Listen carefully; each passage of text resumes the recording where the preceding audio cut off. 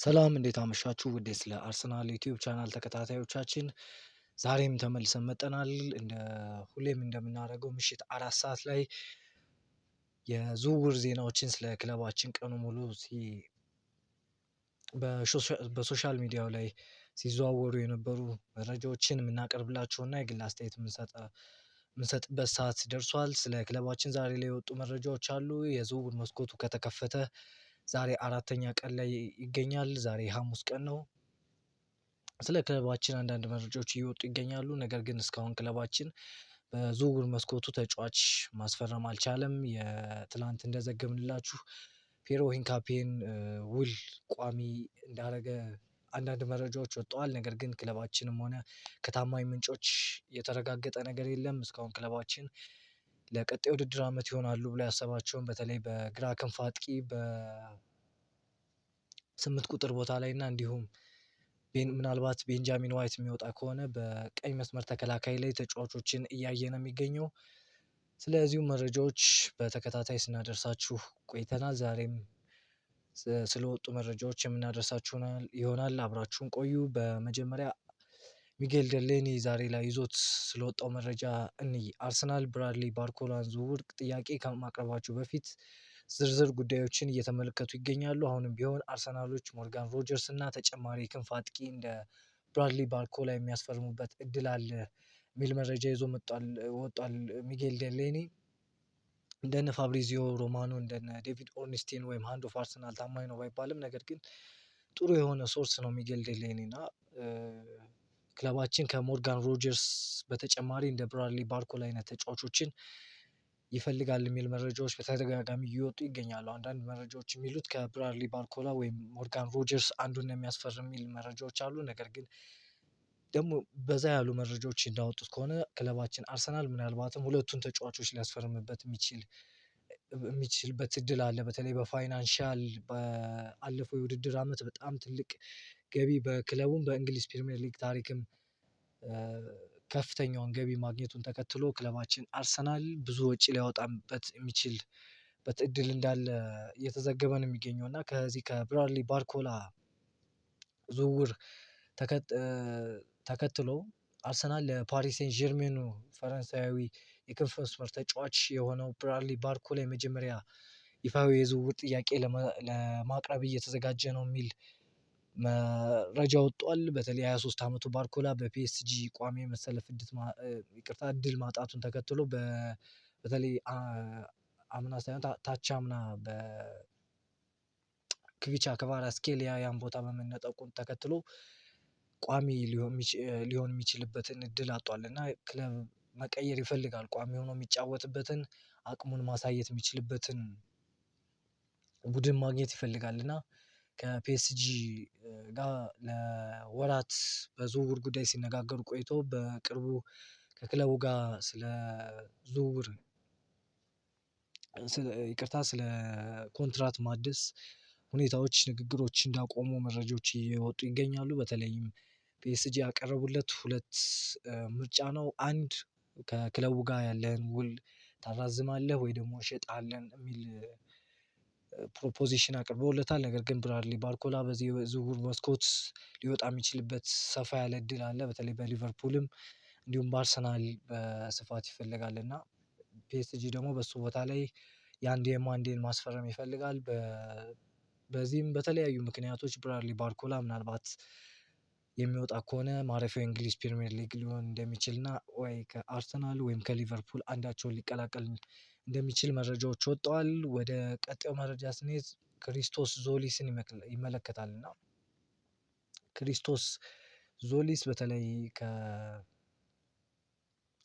ክለብ ብሩጅ በዚህ የዝውውር መስኮት ሊወጣ እንደሚችል ሰፋ ያለ መረጃ ስናይ ነበር።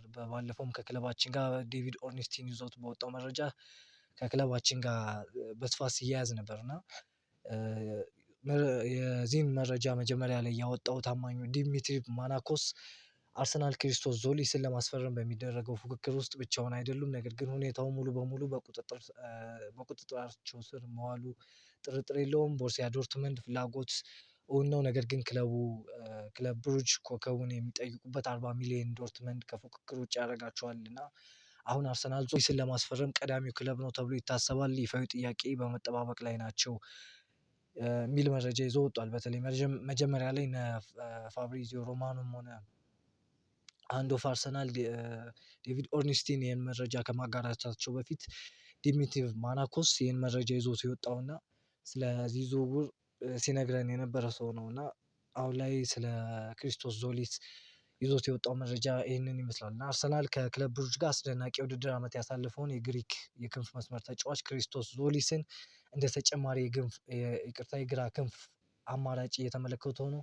ብራድሊ ባርኮላ የፓሪስ ሴን ጀርመኑ ብራድሊ ባርኮላን በአርሰናል እቅድ ውስጥ ያለ ሲሆን የሞርጋን ሮጀርስ ዝውውር ከተወሳሰበ አርሰናል ለባርኮላ ይፋዊ ጥያቄ ለማቅረብ ይዘጋጃል። የባርኮላ ዝውውር ዋጋ 70 ሚሊዮን ዩሮ አካባቢ እንደሆነ ይገመታል የሚል መረጃ ደግሞ ስካይ ስፖርት ይዞልን ወጧል። በሌላ መረጃ ደግሞ በእርግጥ ትላንት ነው ፋብሪዚዮ ሮማኖ የዘገበው ስለ ቦርንማውዙ አሌክስ ስኮት ነው። አርሰናል በመሀል አማካኝ ቦታ ላይ ቴክኒካል ጥልቀት ለመጨመር የቦርንማውዙን የ22 ዓመት አማካኝ አሌክስ ስኮትን በቅርበት እየተከታተለ ይገኛል። ፋብሪዚዮ ሮማኖ እና ዘ አትሌቲክ እንደገለጹት አርሰናል የተጫዋቹን ሁኔታ እያጠና ሲሆን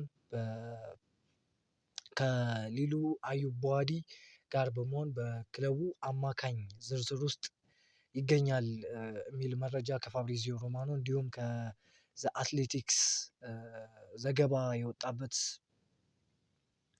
ሁኔታዎች ነው የነበሩት እና ስለ አሌክስ ስኮት በደንብ መረጃዎችን ስላልሰጠናችሁ ስለዛ ትንሽ እናብራራላችሁ ብለን ነው።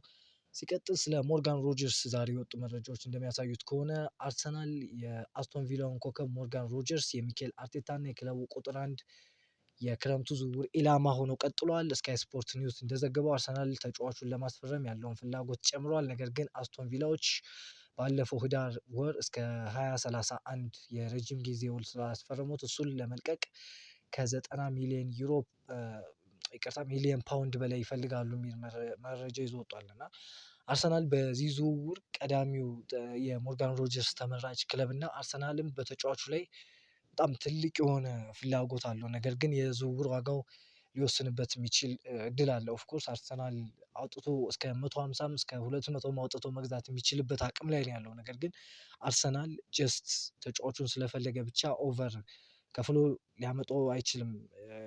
የሚሄዱበት ስትራቴጂ አላቸው እና ይህን ተጫዋች ከዚህ በላይ አውጣም ብለው ካሰቡ ወደ ሌላ አማራጭ ነው የሚሄዱት። ልክ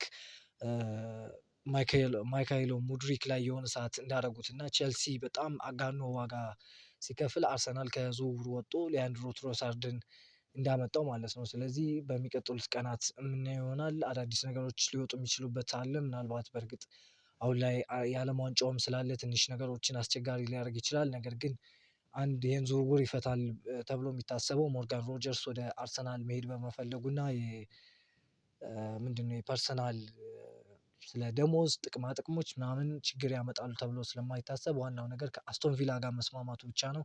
ያን ነገር አርሰናል የሚጨርስ ከሆነ ሞርጋን ሮጀርስ ወደ አርሰናል የሚገባበት እድል ሰፊ ይሆናል ማለት ነው። በሌላ ደግሞ በተለይ ከዚህ በፊት ዛሬ ጠዋት ይመስለኛል ካልተሳሳትኩ ስለ አዲሱ ክቪቻ ክቫራትስኬሊያ ተብሎ እየተጠራ ስላለው ጆርጂያዊ 17 ዓመት ተጫዋች አንድሬ ባርሼቪሊ ሰፋ ያለ በተለይ ቪዲዮም ለቀንላችኋል ከክቪቻ ክቫራትስኬሊያ ቲኔጅ እያለ ወይም በ17 18 ዓመት እድሜ ላይ ያለ ያሳየውን የነበረው አቋም ጋር አያይዘን ቪዲዮ ለቀንላችሁ ነበር እና ስለሱ የወጣ መረጃ አለ። እስኪ ስለዚህ አንዳንድ ነገር እንበላችሁ። የ17 ዓመቱ ጆርጂያዊ የፊት መስመር ኮከብ አንድሪያ ባርሻቪሊ ነው ሀገሩ ካለው አስደናቂ አጨዋወት የተነሳ አዲሱ ኪቪቻ ክቫራትስኬሊያ እየተባለ ይጠራል። አርሰናል እንደ ቢቢሲ ስፖርት ጋዜጠኛ ሳሚ ሞክቤል ነው መረጃውን ይዞ ወጣው ዘገባ ከሆነ አርሰናል ለዚህ ወጣት ተጫዋች የቅድመ ውል ስምምነት ፕሪ ኮንትራት ኦፈር ለማቅረብ እየተዘጋጀ ነው። አርሰናል እና ጁቬንቱስ ተጫዋቹን ወኪሎች ለማነጋገር ፉክክር ውስጥ ገብተዋል። ተጫዋቹ 18 ዓመት እስኪሞላው ድረስ በመጋቢት 2027 በጆርጂያ ክለብ ኢቤሪያ 1999 በውሰት እንዲቆይ ይደረጋል።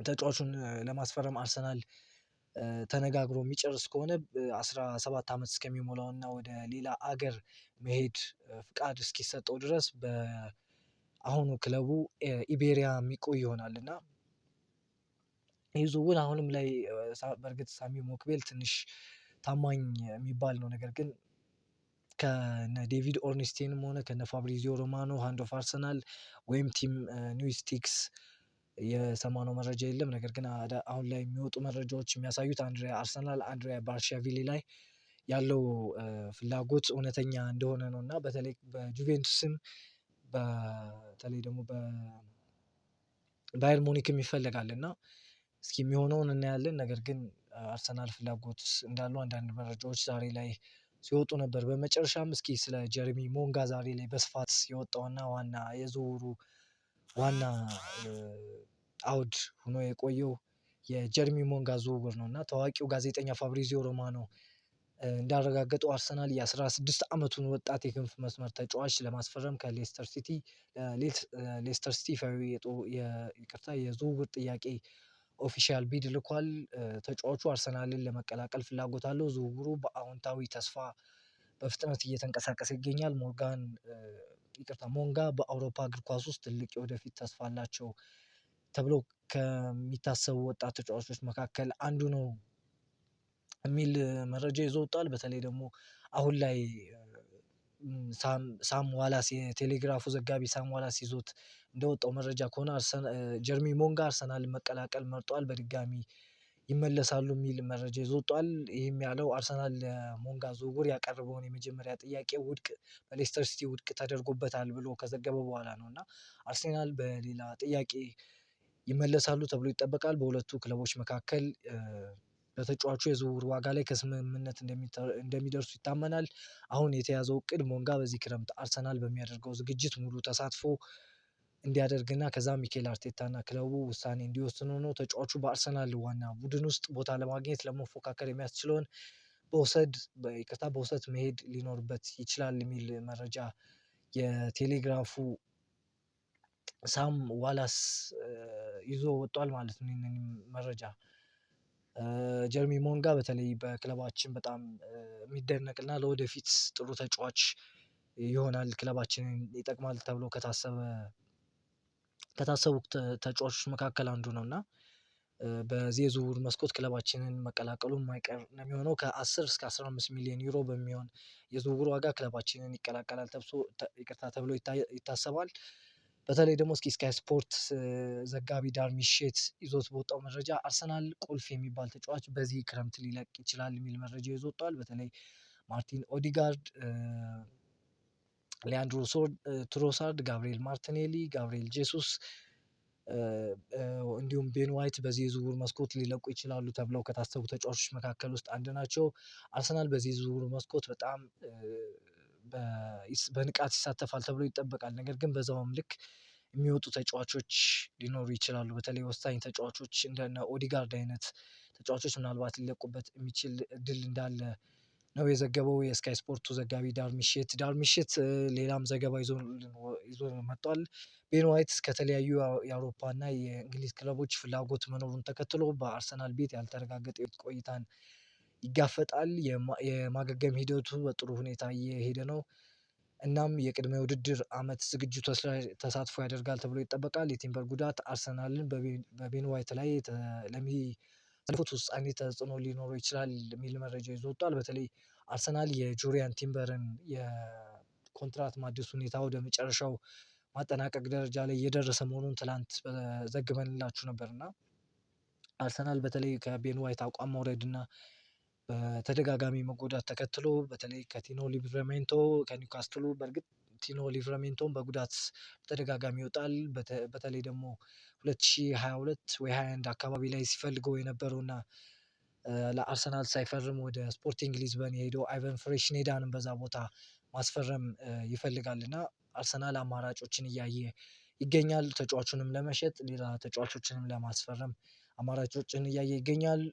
ሚኬል አርቴታ በሮጀርስ ክሩፒ፣ አዩብ በዋዲ እና ክሪስቶስ ዞሊስ በእያንዳንዳቸው ላይ ፍላጎት በማሳየቱ አርሰናል ስራ ይበዛበታልና ብዙ ወጪ እንዳለበት የክረምት ዝውውር መስኮት እያመሩ ይመስላል ሲል ፉትቦል ለንደን መረጃ ይዞልን ወጥቷል። አርሰናል በዚህ ክረምት 200 ሚሊዮን ፓውንድ ሊደርስ የሚችል የዝውውር በጀት ይዘዋል። ይህም እንደ ባርኮላ፣ ሮጀርስ ላሉ ትልልቅ ስምምነቶች ጥሩ አቅም ይሰጣቸዋል። በአንድ አማራጭ ላይ ከማተኮር ይልቅ በተመሳሳይ ሰዓት ለብዙ ኢላማዎች ላይ መስራት ቀጥለዋል ሲል ፉትቦል ለንደን ዛሬ መረጃዎችን ይዞልን ወጥቷል። ዛሬ የነበሩ መረጃዎች እነዚህን ይመስላሉ። ስለተከታተላችሁ እናመሰግናለን። ላይክ እና ሰብስክራይብ ማድረግ እንዳትረሱ። ቻው፣ ደህና ደሩ።